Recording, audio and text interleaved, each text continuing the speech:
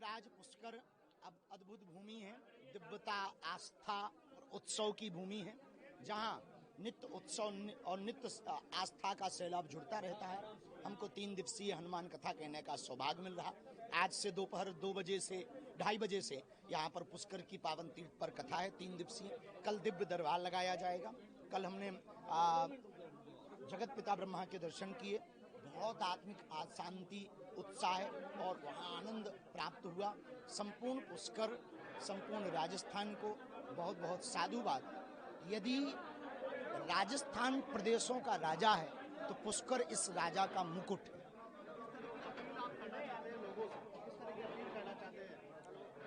बहुत अद्भुतता है, परंतु यहाँ की 1-2 चीजें जो सुनने को मिली, सही गलत भगवान जाने, वो चीजें बंद होनी चाहिए। जैसे यहाँ व्यसन बहुत है, ड्रग्स का बहुत ज़्यादा वो चलता है, यहाँ पर पार्टियाँ बहुत यहाँ की बदनाम हैं। इस कारण से कई बार ना बहुत लोगों के अंदर जो आस्था है उस आस्था पर घात लगता है। तो तीर्थ को तीर्थ रहने दिया जाए। यहाँ सिर्फ ऐसा नहीं कि विदेशी ना आए, विदेशी आए पर सैलानी बनकर नहीं, श्रद्धालु बनकर आए। अजमेर की दरगाह पर काफी संख्या में हिंदू आते हैं, इस तरह देखिए, सबके अपने अपने विचार हैं, पर सनातनियों से हम एक प्रार्थना करें। गीता में जो भगवान कृष्ण ने कहा, स्वधर्मे निधनम श्रेया पर धर्मो भयावह, अपने धर्म में ही चलना जीना उचित है। दूसरे मजहब पर उनकी सेवा उनको करने दो, हमें अपनी श्रद्धा भावना से अपनी भक्ति करनी चाहिए। और हमें लगता है हिंदुओं में भगवानों की कमी नहीं। हिंदुओं की घटती आबादी को लेकर चिंता का विषय, उसको लेकर ये एक बहुत वैश्विक विषय है और खासकर भारत का बहुत बड़ा मुद्दा है कि घटते हिंदू बढ़ते मजहबी देश को बर्बाद करने की परिस्थिति पर जा रहा। हिंदू को कम से कम 4 बच्चे पैदा करने चाहिए।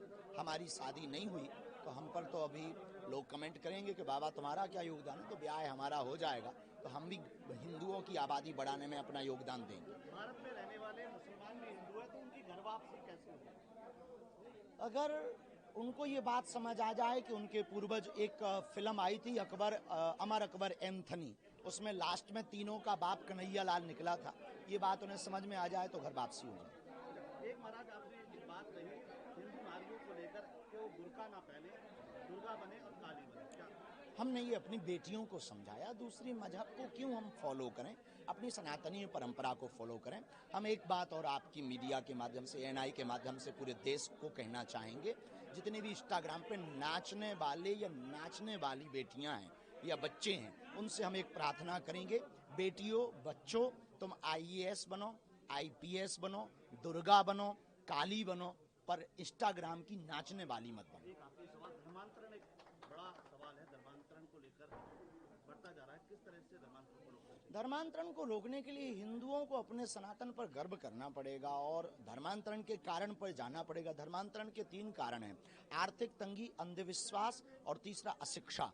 अशिक्षा के लिए शिक्षा की आवश्यकता है, अंधविश्वास मिटाने के लिए भगवत भक्ति की आवश्यकता है, आर्थिक तंगी को दूर करने के लिए अमीर हिंदुओं को गरीब हिंदुओं का सपोर्ट करने की आवश्यकता है।